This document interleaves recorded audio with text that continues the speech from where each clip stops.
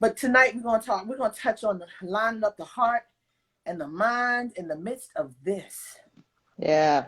We are approaching 200,000 confirmed, let's say confirmed, Okay. cases.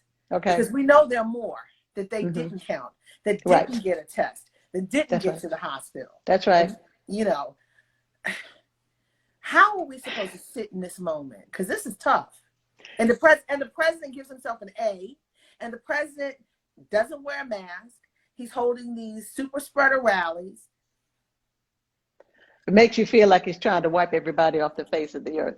But you know, not to care enough about your neighbor to wear a mask and saying, well, hey, I don't want anybody to make me want to wear something. But when you go into certain restaurants, they're going to make you put on shoes, and they're going to make you put on a jacket. They're going to make you appropriately dressed. And when you send your children to school, can't wear jeans. And when you go to school that requires a uniform, they're going to make your child put on a uniform in order to go to school. But that's not what you asked me. No, but I get it. There are certain requirements. Mm-hmm. And why can't he require them just for the sake of not using the droplets or the aerosols out of your body to kill? Your aerosol is deadly. Yeah, it's not a gun, it's not a knife. It's your droplets, it's your saliva. Yeah. And this is tough time. But for the first time in perhaps recorded history or whatever, the world shut down. Everything stopped. Everything closed down. Everything stopped.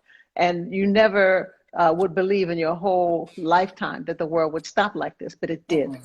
And so it is frightening. It is overwhelming because you find yourself in a place where you can't do anything about it. And as humans, we like to be able to do something about whatever is happening and what we're going through. So the first thing I would tell people is to be honest about how you feel. Be honest that I'm mad, I am angry, I'm overwhelmed, I'm scared, I can't sleep, I'm not eating right. All the things that I should be doing, I just can't find the energy to do. Just be honest about how you feel. Be honest. Let's just start there. Be honest. But everyone can't handle your truth. Not only are you upset, you're depressed. There's something different about COVID. If you didn't know who you were, you are a mess. If you didn't know before COVID who you were, you are a mess in COVID now. Well, you know what? Some people are going to really find out who they are. They're going to find out really who they are because you're cut off from so many things. COVID is making you face yourself. Be honest with yourself. That's the truth. Because it's right now it's just you and God. It's you and God. And then once you're honest about how you feel, you got to grieve your losses. Grieve your loss. Okay, the wedding of my dreams, the vacation, the big birthday bash, the big graduation party. We have saved for 10 years to go somewhere, and we can't go this year. There are many different life events that people had planned on and were counting on in 2021 that just didn't happen. So grieve those losses, including the human losses. You have adult children who can't go see their grandparents in nursing homes because of the spread of COVID, and grandchildren who can't see their grandparents. So we have to grieve those losses. And then the very real losses of loss of life. My husband's last living sibling died of COVID. And 2 weeks, tested positive, 2 weeks dead. This doesn't play. And I don't understand how people want to play with this. And was he able to go see his sibling? Not to see her, not to hug her, nothing. Not to say I love you one more time, nothing, not a thing. And that's a lot to unpack. That is a lot to unpack and a lot to endure. Yeah. A lot to endure. And so grieve your losses. It's okay to grieve your losses. Be that angry. Yeah, do cry. Just don't cry for 30 days. I mean, let that anger come out and grieve your losses. And then find new ways to celebrate. Find new ways to celebrate the life events. Yeah. So, save the money, the $20,000 you're going to spend on the wedding. save 19,000 up and go buy yourself a real house. Put it down, put a down payment on a house. But you can still, if you want to get married, you can still get married and have it virtually. And, yes. And have people outside, a small gathering outside, maybe. Go for it. I mean, go for it. You can have those virtual baby showers, virtual birthday celebrations, virtual graduations. I mean, how many drive-through birthdays and anniversaries have happened in your neighborhood? People get in cars and it's the balloons and the honking of horns, and every time we see it, we know, hey, it's another life event.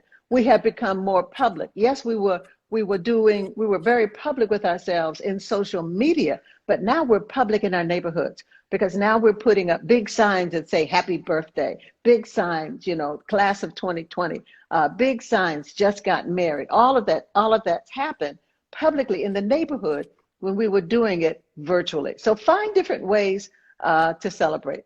And then there are what I call 4 Ps, for this time period. And the first one is prayer. You are not going to get through this by yourself, period. You're going to have to pray your way through. You're going to have to open your life and invite God to come into the midst of it. Allow Christ to be in the midst of your crisis. Allow the Lord to do things that humanly you cannot do. Open this whole process for God to be in the midst of it. And the second P after prayer, that's if you just do that one, that's a winner right there. That's a winner right there. The second thing is to pivot.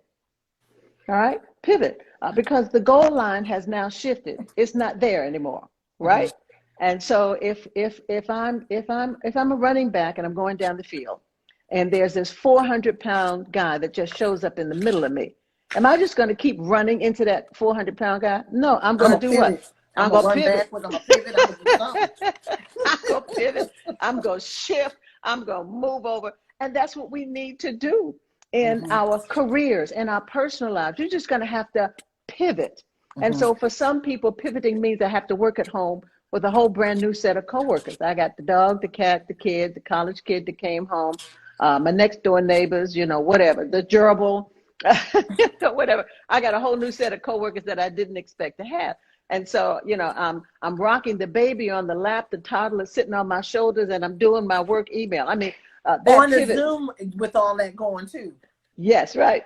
Zoom call, yes. Right, because the baby's not going to let you have Zoom by yourself. No, they want to sit there on your lap and wave and say, hi, everybody. Everybody laugh and have a good time. So you're going to have to pivot. And sometimes it's pivoting in your career process. And how you do your career. And then maybe, that part of that pivoting is creating space to think through some stuff. The time that you did not have, you would never have again. We have never had 6 weeks home. When was the last time you had 6 weeks in the house? Let's try 6 months. I haven't gone anywhere in 6 months. Well, I mean, some people started to go back to work. So, let's say 6 weeks, 8 weeks. Some people have started to go back to work. Some kids have started to go back to school. We have never had this time, and we may never have it again. So let's use it wisely. My job is at the White House. They play with people with masks, testing, non-testing. I'm not sending the kids to school. We are home. The dog, the kids, and if we get a goldfish, everybody, the jerk, anything, everything is here. I'm not leaving. So I'm trying to pivot. I'm pivoting in the house with the kids. Okay. Doing virtual school. But see, prayer pivot. Right, prayer and pivot, but April, your pivot is COVID conversations. It is. And you are absolutely right. You would not be doing this unless it was COVID-19. You're right. You would be putting your finger in somebody's face in the White House press room. That's what you would be doing. But because of COVID-19, you now have created space, all right? Space for something new to come out of it. And that's what you need to do. You need to plan. That's that third P. It's called plan. Plan. All right? I'm calling it kind of creativity with planning. I'm writing them down. Prayer, pivot, and plan. I like that. Plan your re-entry after this COVID is over. It means having let's say having a entrepreneur attitude. An entrepreneur attitude means I connect dots that don't exist. I create things that have never existed before, and I would not have an opportunity to do it, all right, unless I'm in the position I'm in, unless COVID-19 has shoved us in this corner. So I call it don't waste the pandemic. Take a look and find the opportunities that emerge in this time, because pandemics accelerate change, right? It was going to happen anyway, but it just made it happen quicker. Yes. So now we're going to plan our reentry. You know, my pivot was Sailor at Home. Sailor was a face-to-face conference. Now we streaming live twice a month. Wow. See, but we have to, now that, you know, when we come out of this, we are laying down the plans on what we want to look like, what we want to do, what we want to be, and what passions we're going to pursue when this is all over. You can't wait until 2021 and then put in place plans for 2021 and 2022. The seeds of those things have to be planted in this season. The seeds have to be planted in this season, but your harvest is going to come up at some point. Thank you, Jesus. Yeah, that's it. You plant it now, and that's action. So when, you know, okay, we're angry, we're mad, and we're overwhelmed, but when you start to plan, when you start to move out in different areas, you will find your anxiety level starts to shift. You don't feel so overwhelmed because you find that there are some things that you can control. There are some things that you can control. So the fourth P after plan is practice. Practice. You got to practice. You got to practice. Okay. You know, see, you know, these COVID conversations is a prelude to the April Ryan show.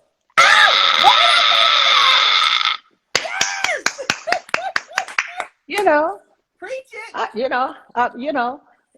Steve Harvey, yeah, that's fine. But April Ryan in the afternoon would be all right. Bishop, come through now. Come through, Bishop. But this is practice, don't you see? This is practice. Okay? This is practice. So you have an opportunity during this COVID thing to practice. Okay, I always wanted to, I make the best cakes and cupcakes in the whole wide world. Okay, so during this period, you're going to be practicing. You get your recipe together. You getting ready to be sure that you copyright your recipe.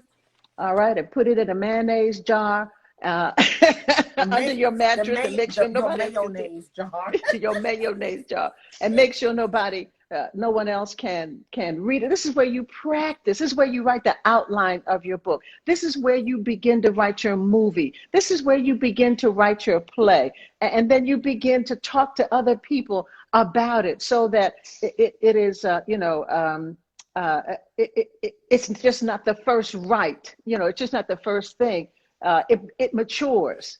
You're living with it now. You're living with those characters. You're living with it. And so when COVID-19, starts to go in another direction, you are ready to emerge. You're ready to emerge as a brand new you, because you prayed. And when you pray, God's working on you right now. God's working on your attitude. God's working on your behavior. God's working on the rough edges. God is smoothing your rough edges. God is kicking you nowhere to tell you that the stuff that you were doing prior to COVID was not healthy for you, and you need to get a fresh start. And God's going to give you a fresh start in that COVID. Put that baby in prayer. Practice your passion. She's prophesying, y'all. She's prophesying over all of us. Bishop Practice this passion. Kinsey, yes, Bishop of the African Methodist Episcopal Church, the author of 6 books, and in 2000, she became the first woman to be elected bishop in the denomination's history. That I remember when that happened. People were like, "Oh my gosh, that was like the biggest thing in Baltimore." you know, and they were like, "She's gonna leave. Oh man, but she's gonna be bishop. Oh man, but she's gonna leave." It was like, but we are so proud of you. And this prophecy for all of us, this is real, guys. You heard forever First Lady for many, former First Lady Michelle Obama talk about she's going through mild, low-grade depression. This stuff is real. COVID is a destroyer. And Yes, these are tools. I want you to go run and tell that and get people to come on. Andre, I see you. I see a lot of my prayer warriors, my friends and prayer partners in here. But y'all get your people in here because all of us are going through something. I've heard more breakups in relationships, more children acting out. Parents, please watch your kids on Twitter and Instagram. I'm hearing more people hooking up on Instagram in the midst of COVID, and it's crazy. It's crazy. I'm hearing so many crazy things, guys. We got to get back to who we are and just sit in this for a moment. This is just a season, but we got to get this right. A part of that practice, April, is practicing your spiritual disciplines. And that is not just prayer, but it's praise, it's worship, it's meditating on the word day and night. It's also fasting. It's also rest. Rest. Okay? For those of you who need permission, you have my permission to get a good night's sleep. That's tonight. Hard. That's hard. How do you do that? How do you do that when you're worrying about when your next paycheck, or when you're worrying about if a stimulus check is coming? You may be evicted from your home. You don't have food to go to the grocery store. Your job is, you know, your relationship is not where it used to be. How do you get a rest in the midst of this? And then on top of that, let's add this racial strife. Yes, it's there. Oh, it's there. Yes, it's there. And you have many people who have a wonderful, positive, we're okay, right? We're all right. And then, George Floyd comes up, and then Breonna Taylor comes up, and then people who may be on the edge begin to think of themselves a little bit different. Maybe I'm not worth it. Maybe I have no value. Maybe the world will be better without me. No, that's a lie from the pit of hell, okay? A lie from the pit of hell. They are sources and resources that are out there. I thank God. I know in the 10th Episcopal District, we have churches. I know our district has, and Southwest and others all across the AME churches. We've been feeding people. And we partnered, we partnered with Paul Quinn, that's our school, Cheryl Jackson, Minnie's Food Kitchen. That's what I say, get out and do something. If you are healthy, you are not sick, you can do something. Even if you cannot leave your house, you can contribute to a food bank. You can contribute to a food bank. You can make a bologna sandwich. And I used to like them fried bologna cheese sandwiches. Hey, you can do something to help a senior. You can write care cards. We ask our young people to write care cards to persons who are in nursing homes so they can receive something from the outside that lets them know people are still thinking about them and praying for them. You can make care calls. What can I do? I don't know what to do. Pick up the phone and call a senior. Pick up the phone and find out if that senior has food. And if they don't have food, go to the grocery store and get some food and put it on their front steps. You can do that. Or you show the senior how to navigate to get groceries ordered to them. See, we have to begin to build community like we used to have. Like when we grew up, if we ran out of sugar, we can always go next door and ask Miss Gibson for a cup of sugar and some flour. And when she ran low, she knocked on the door and came and got some stuff. Do you have some potatoes? Yeah, I just got a bag of potatoes. I'll let you have half of it. We learned how to do those things. There was no McDonald's or other fast food places to go out to. We made our food from scratch.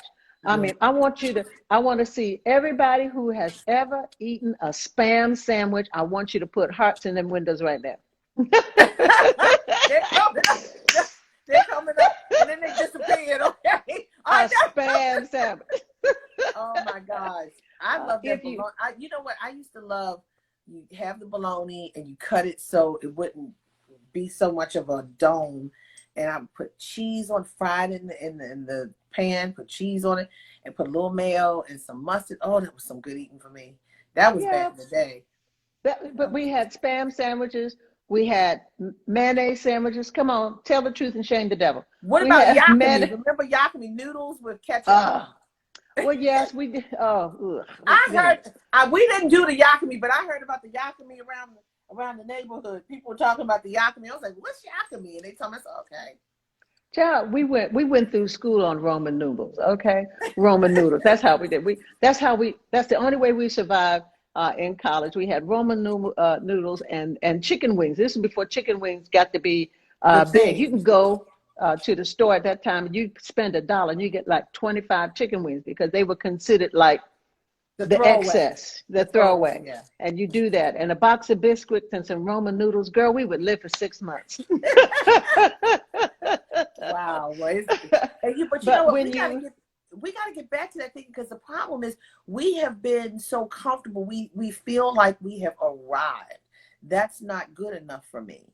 But I keep telling people, this is a moment where I see God. I see a lot of things happening, and I'm like, I'm like, it's not a coincidence that RBG, died on the holiest time of the Jewish year. They Yes. say they consider that to be, she's considered to be, greater than just a person, because that's a holy time. And I'm like, wow. Yes. And it's just so many little different signs that are going on right now for me. And I'm like, it's time to get yourself right. And what does right mean? I mean, I'm looking at someone right here who says, as a nurse wearing, I'm not going to say what you said, but these masks at home and at work, very depressing. But I still see signs that are saying, I'm here, look at me. I'm still seeing signs, God is saying, I'm here in the midst, I got you. Mm-hmm. And Mm-hmm. that's, how do you recognize when you are so low? How do you recognize it when you're so low? That when you get really, they call it hitting of the brick wall, all right, or you finally hit the bottom, you hit the bottom, or you hit the brick wall. You know that because you have difficulty eating, difficulty sleeping, difficulty connecting with reality. And when you are having conversation with other people, you find out that they're listening to you and they can say like, something's off here. Something's off here. Mm-hmm. And that's when you need to go get help. And I want to say that if you need help, go get it. Go get it. Don't sit around and just wait. If you need help, go get it, please. Yeah. It means, when you're in that moment, do you need to talk to someone? And COVID has kind of interrupted that, but those conversations now are happening on Zoom, to be able to talk with someone who can help you sort it out and to unravel it. We have to be the community that really God has called us to be. John in the Bible calls it the beloved community. We have to be the beloved community that looks after each other again, that takes care of each other again. We can resource our seniors. We can make sure that they're okay. We can engage and connect with persons who are isolated, whose children or family are far away, and they're there all by themselves. And we can do that for each other. We can do that for each other. There is help out there. There's something, just like we say, BC and AD. BC is before Christ and AD is in the year of our Lord. There is before GO and there's after GO. So it's before Google and there's after Google.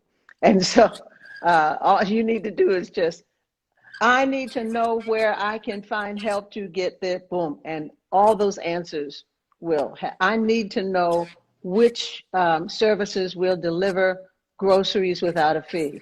Boom. I need to know what, da, da, da, da, da, da, da. And those things will come to you. They're not the only one, but the internet is there.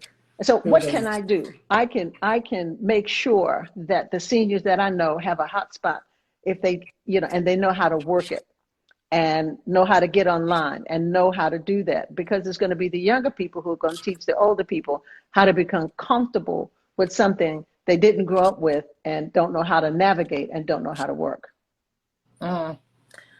This is something. So I want to talk about the church. So yesterday was Sunday and there are a lot of churches open. Yes. And say hallelujah. I'm saying hallelujah, but I'm going to tell you something. I don't think a lot of people are mature enough to handle churches being open. And I'm not going to give away who I watched yesterday. But I watched a church service yesterday. I watched a couple during the week. I'm a member of a church, but I watched the church service yesterday, and sometimes people just anger me, understanding we are in this deadly moment. Sister gets up to the microphone and pulls her mask off and prays at the microphone. Everybody else is shouting all that stuff with the mask on, except for the choir. She comes to the microphone. I'm like, you can talk and keep your mask up. And I'm like, this is the problem. And there needs to be a re-education. There's never really been an education, I don't think, from the highest office in the land. But somebody needs to do an education on what happens, particularly in the church, because you have people who live and die by the church. They don't have any other life but the church. And when you go to the church and there are people who are not educated about how to handle this, they're putting their lives in danger. Talk to me about that, Bishop. Talk to me about that. There is information out there by various denominations in the AME Church, our AME Church Health Commission. Dr. Miriam Burnett has all the documents online on their Facebook page and on the website that tells you what you must do when you're inside, what you have to do. The CDC has all of that stuff out there. But for us, none of our churches are open in Texas. Our churches are not open in Texas. Let me say that again. Our churches are not open in Texas. All of our services are virtual. And the reason why is what you just said. People will live and die because they got to go to church. We want you to live. We don't want you to die because you came to church. Yeah, because I mean, I was watching, because some of us were like texting each other. And we were like, she's spitting into the mic. And we were like, yeah, why did she take? It was crazy. And I'm like, that's one of the reasons I stay home, because I don't think it's like you kind of understand how to protect yourself, but then there are the other people who you don't know what they know or how to care for themselves. And it's just, I believe in the body of Christ, but I think we got to one to another understand this is serious. And then people are hugging in the church. What do you think about that? And this has been a big issue. This has been a big issue. They're like, and you know, there are churches and pastors who say, God's got me. And they're now laid out 6 feet under because they're like, I'm not worrying about this. The Lord said, Proverbs talks about wisdom and discernment and foolishness. So talk to me about, because we have to get this right for people. People were hugging this weekend in the churches that I'm talking about. And I'm like, are you kidding me? Well, you know, some people feel that because schools are opening and football games are on now and all of that, that it's safer. And they have become, let's say, more relaxed about it. And I say, don't do it. Don't do it. Please don't do it. Wear your mask wherever you're supposed to be in public. Just have that mask on. It's for your protection. It's also for the protection of the other person. Don't play with God. Don't tempt God in that process. The devil told Jesus, just throw yourself down there. God said he'll catch you and all that. And Jesus said, no, word said, we ain't going to tempt God in this whole process. So please don't do that. Wear your mask where you're supposed to wear your mask. Be careful about your hugging and all of that. Don't do that. I know, and it's hard because we are humans and we want to communicate and we want to express ourselves. Express yourself from afar. Wave. Hello, I love you. Across the room, fist, elbow nudge. Okay. We can do that. We can send each other virtual hugs. And I know touch is important. Psychologists will tell you touch is important, but it's okay to hug yourself. And then I'm going to tell myself, I know I'm praying that in a couple of months, I'm going to be able to hug you publicly. But when you have to be engaged technically for the majority of the time, you have to increase your various types of engagement so that people feel engaged. Yes, people, just like you, April, watch 2 or 3 worship services on Sunday morning. And so people are being introduced to churches and worship that they had never been exposed before, but they are doing. But the experts are saying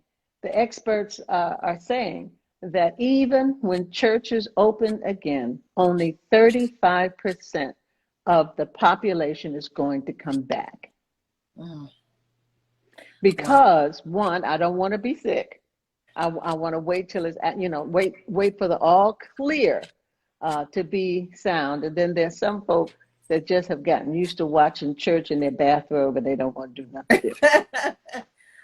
Look, the first service starts at 7 o'clock. I'm on that 7 o'clock service and I jump over to another church.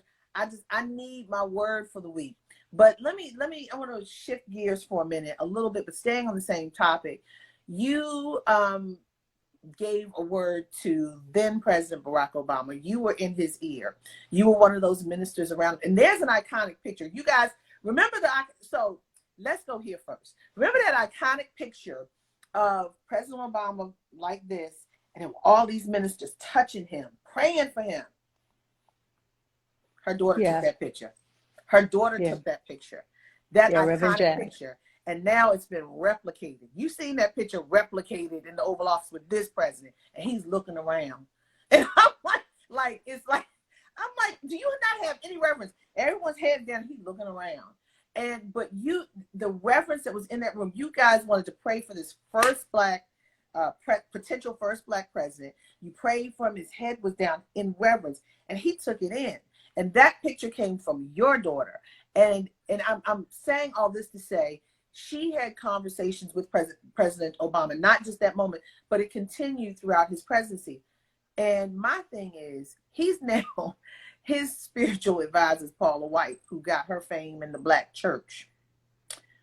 If you had a chance to talk to him, this president, what would you say to him?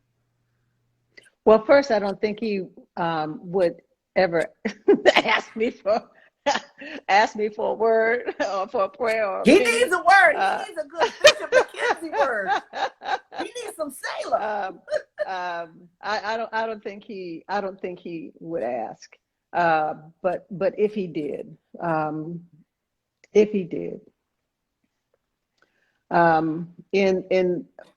President Obama invited me to preach one time at the Easter White House prayer breakfast at the time. And I prayed really hard about that sermon because, you don't know what a president is going through when you encounter them, what issues and decisions that they are making at that moment. Well, the last three, you don't know the last three when you try to approach it with a sane, rational mind, trying to work for the people, not yourself. But I'm sorry, I digress. And so, because I whatever was going to be said, he would carry through the rest of the day. And we had no idea that at that time, that night, Osama bin Laden would have been captured and killed.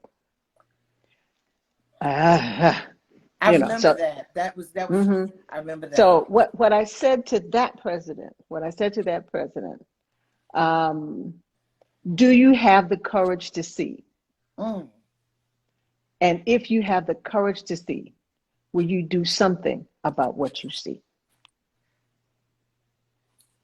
And so, wait a minute, did y'all catch that? If you have the courage to see, will you do something about what you see? Did y'all hear that? Catch that?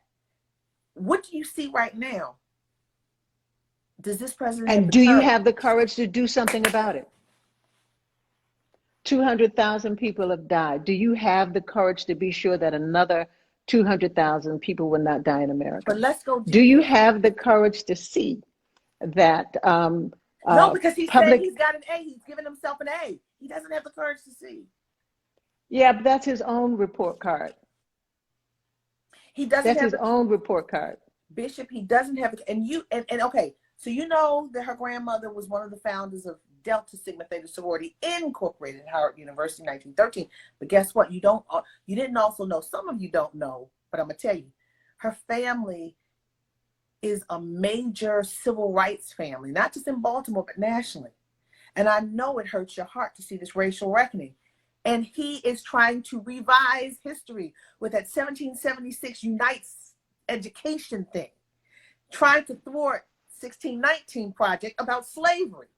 Do you have the courage to see the truth and do something about it? Do you have the courage? And he's talking about the NFL and taking the knee and all this stuff and talking about, well, you know why the numbers for the NFL for the games are down because people don't want to see this disrespect of the flag. But what is it about? Do you have the courage to really see what it's about? The issue, police-involved abuses, police-involved fatal brutality that's killing people. Do you have the courage to see, to do something about? You just preached the word right there. Do you have the courage to see a knee on the neck of George Floyd one more time and then do something about what you see? Look at Breonna Taylor's picture on the front of Old magazine. And do you have the courage to see that if her name was Karen and not Breonna, then the outcome would have been different? Whew. Do you have the courage to see that there is the policies and practices that are in place are actually creating new underclass of persons who are below the poverty line? That you have children who are starting out not at the starting line, but 10 miles behind the starting line in a world that says you ought to do better. Huh? Do you have the courage to see? That's what this is the word. I'm writing it down. You know, like in the church, they have the most. I'm writing. I'm like writing. This is. Yeah. I mean, this. Do you have power means service? Power means service, and when you're in that building, you're supposed to serve all, not just one group.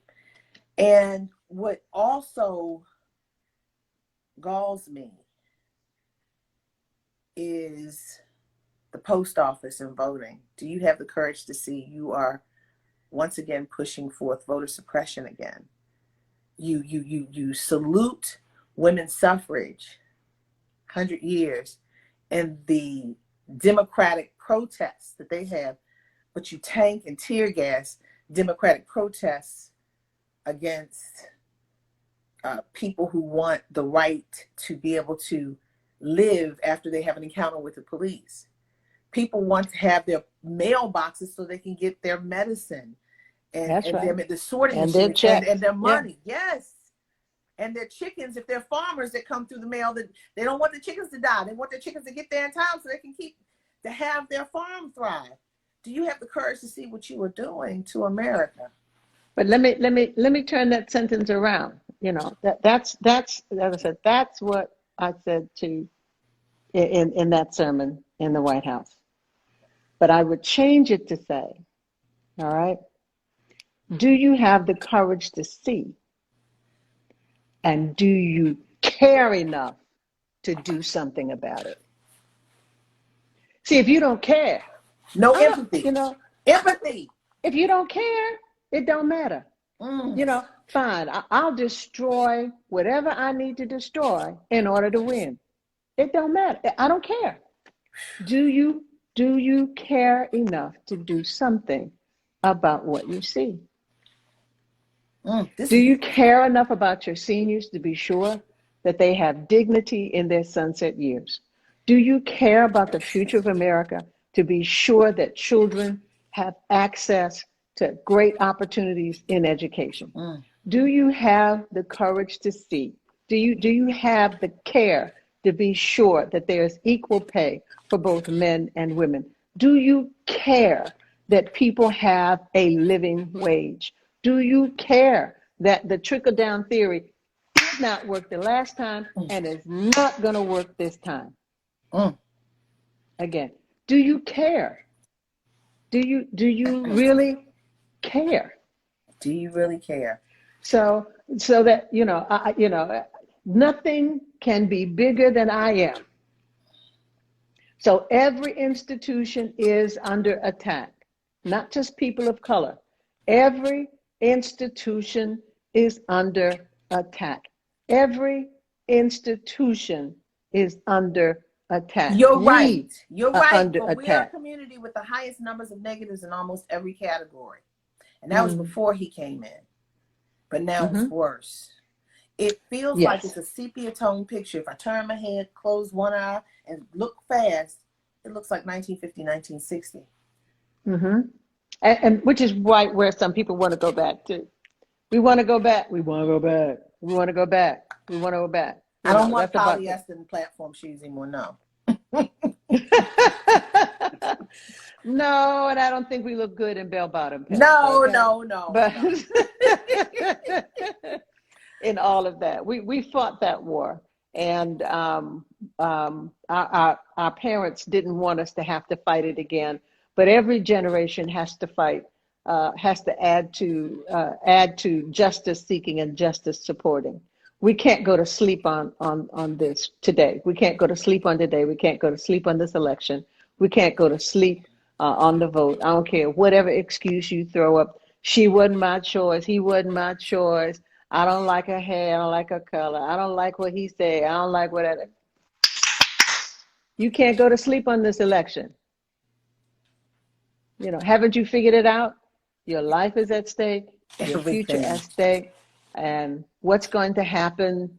A non-vote is a sign of surrender. In fact, I say no voting is a sacrilege. It's a sacrilege because you have just dishonored everyone who died to be sure that you had a right to vote. It's a slap in John Lewis's face. It's a slap in Shirley Chisholm's face. Yeah. It's a slap in all of those who marched across at Edmund Pettus Bridge and those who continue to march. But the name of the game is to divide and conquer and confuse. It's confuse. So you're in Texas. Just we can confuse the issue. Right. Have us fighting amongst ourselves over dumb stuff. And I'm not saying okay, instead of dealing with the issue of voter suppression, a lot of us talking about, we should change the name of the Edmund Pettus Bridge. Yeah, we can do that. But right now, the immediate issue is getting out to vote and making sure you can vote. And then we'll talk about the bridge, renaming the bridge later. But that's, we are in the midst of good trouble, and we need to understand we are part of the people who are still forming a more perfect union. And I think we have been bullied into submission by this current administration. Many of us don't stand up and speak because we're scared to be tweeted about. We're scared that our friends don't like us. I mean, shoot, for you saying this, you're in Texas. You're in a red state. What's going on down there? Yeah, you come from Blue Baltimore. You down in Texas. Whoa. Red Texas. Yes. Nothing wrong. Yes, I like Texas, but you red now. So talk to me. Yes. That's all I can say is. But then I know there's a different mentality. Yeah.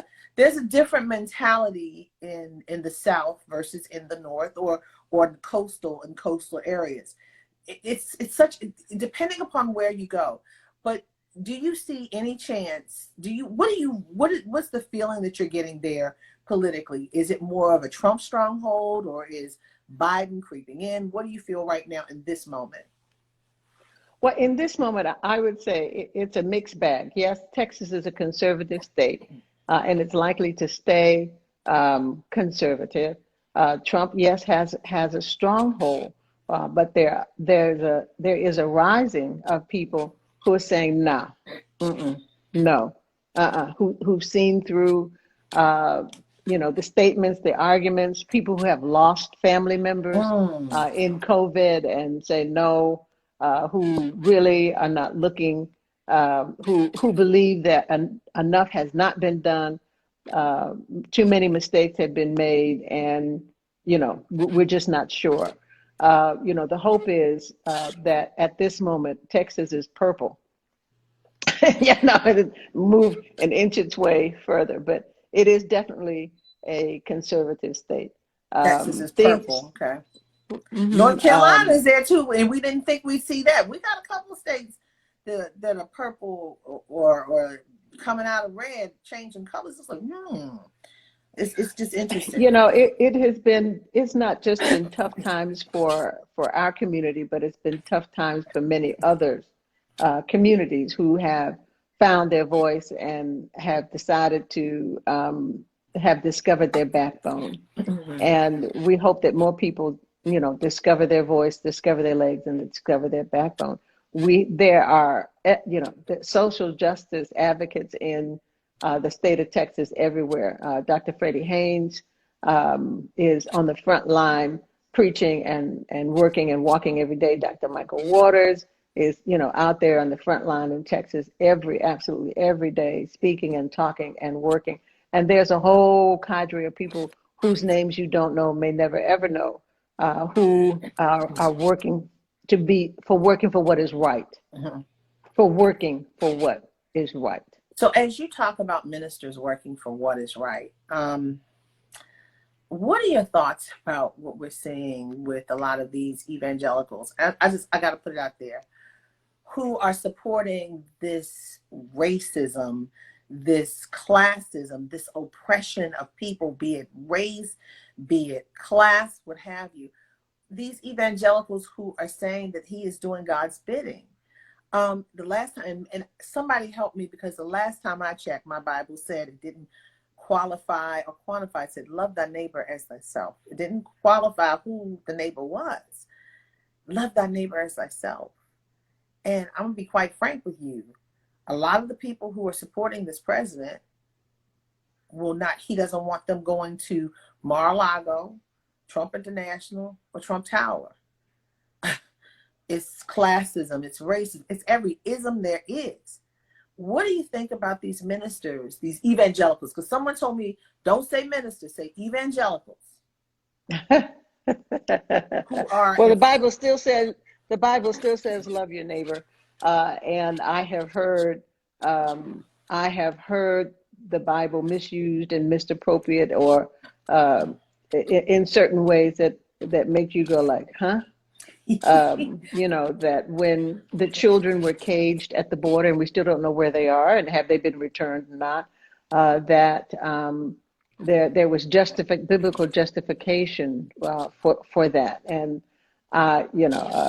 they tried to biblically justify slavery too. Well, yes, this is true, and we know this historically, that there is a church I think it was in Ghana, or is it Kenya, where the church was built on top of a slave hold. So in the bottom of the church, there were people who were shackled, hand and foot, smushed in there together, and they were on the building above, and they were singing hymns and songs and praying and rejoicing. So they used it to justify.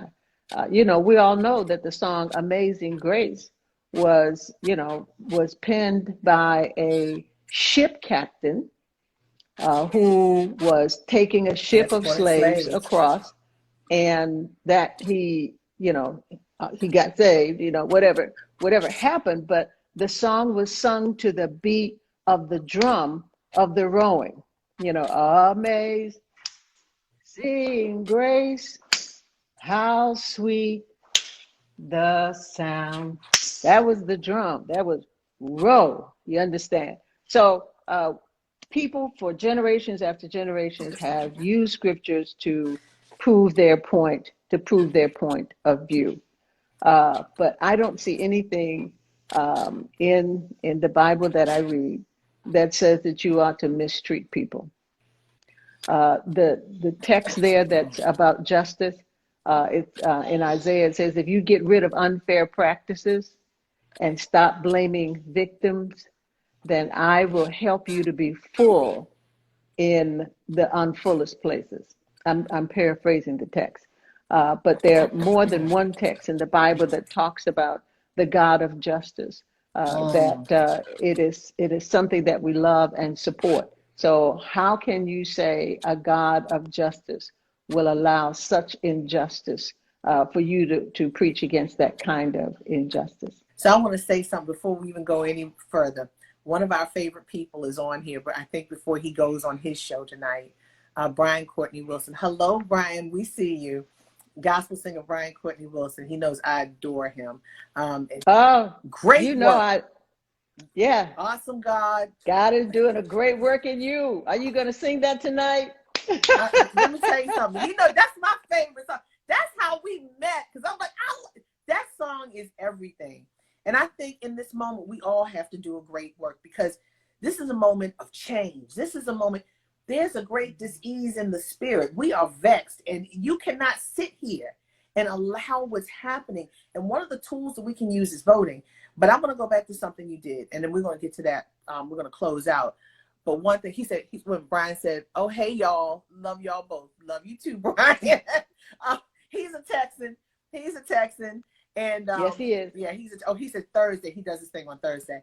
He's a Texan, and he runs past alligators when he's trying. In COVID, he's been trying to learn how to exercise, and he's been running past alligators in Texas. But you talked about Amazing Grace. You were a part of something very iconic as well. I was in London, and I was so proud of you. I was in London on a book tour, and I said, I got to watch this service. And I turned it on, and there you were right there with all the bishops in your regalia, and your purple, it was purple if I remember, for the funeral of Reverend Pinckney, the pastor of Mother Emanuel. Right. And you know what? I traveled to South Carolina, and I went to Mother Emanuel Church. There's something very solemn, and I can't explain. You feel something when you walk in there. Yes, and they're very protective of that church, which they have every right to be, because what happened there. And you feel it. And I don't know if you felt it, but I feel something in that church. And then you were there at that funeral, and I was in London, and I'm gonna tell you something. I know people heard me screaming down the hall in the hotel. I was shouting, and when President Obama, and see, I'm a kid who grew up in church. And that's one thing I cannot walk away from. I call on the mighty unmatched name of Jesus the Christ, if you ever wondered, and that's it. End of story. Period. So when he got, because he was trying to be a little Baptist preacher a little bit. But when he started singing, when he stopped for a minute, amazing. I said, wait, and you popped up. I said, look at Bishop McKenzie.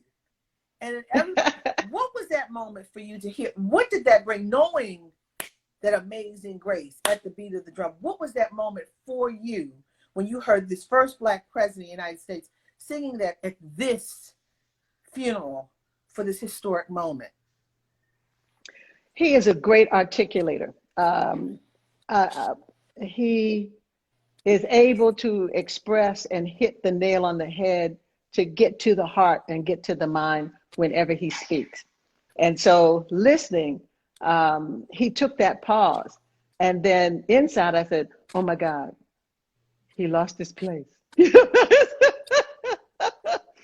Or he wasn't sure where he was going to go next. And so then when he started to sing, I said, oh yes, indeed. He had to build that confidence up. He was going to close that thing down. That's a closure. That's preacher term. If you're going to close, you're going to close, right? Well, you're going to close, you're going to close. 5 times. It takes preachers 5 times to close. I'm going to take my seat, but, He didn't say none of that. He said what he had to say. He paused. So that's like a dramatic pause. He was trying to build his confidence up, from what I was told. I was told he was thinking about doing it, but he had to build his confidence up. He wasn't sure until he got there. And that's what that pause was, what I was told. Well, I thought the pause was he wanted to find his note, because he didn't want to start off key. That too. He wanted to find his note. So after it's over, he stands up, and we're like, that's the bomb. I mean, that was just absolutely an extraordinary moment. And everybody was shaking hands, and he was hugging down the row.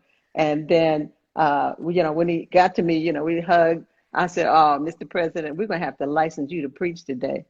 And he pulled back and looked. I said, you keep it up. We're going to have to license you to preach. But you know what? He knows what to do. He knows, and he can take a text. He's taken a text before. I think he could actually. I think he could. If Barack Obama wanted to have a preacher sermon, I think he could. He's a great orator. He knows the Word of God. He knows the Bible.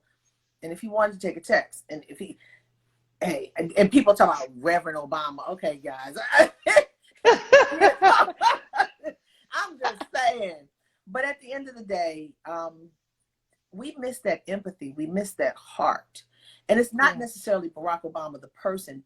We miss that from someone who's supposed to cover us, someone who's supposed to lead us, someone who's supposed to protect and serve. We miss those moments. I don't expect Now, Go ahead. now stay right there, because that's what's happening now. When you don't receive guidance from the top, then everybody in the middle will make their own decisions. You hear what I'm saying? I hear So you. like, all right, hey guys, this is the problem. This is going to be deep, dark, and real. And this is what we're going to have to do. All of us get together. This is time for us to be unified. This is what we're all going to have to do to get together. So boom, hey, it's going to be over in 2 weeks. Don't worry about it.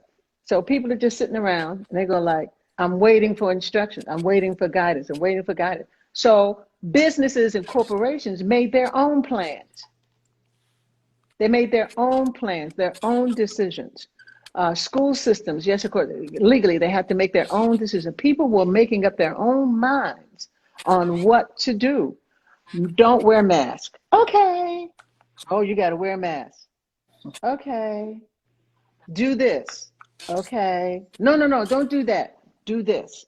So when there is not a clear sound, when the trumpet does not sound, is not clearly heard, then the troops don't know how or what to do on the field of battle when we're in a battle. So there has to be a clear sound. And then the last thing is that we just have to wait for God to get in President Obama's face. And if God ever gets in his face and say, this is what I want you to do, I'm sure that this is what he would do. But God's going to have to come and sit down in his living room and speak to him in a language that he can understand. Him and the former first lady. He was like, God, he put me through a big one once before for 8 years. I got to do this one too. But yeah, that's going to be interesting. But do you realize we have talked for an hour and it feels like we just started talking. It's been great. Right. It's been great. So from my notes, Woo. prayer, Okay. 4 P's. I'm not talking about 4 P's. PPE or, I'm not talking about any of that. We're talking lining this up in the midst of COVID. First, prayer. Absolutely. Second, pivot. 3, plan. 4, practice.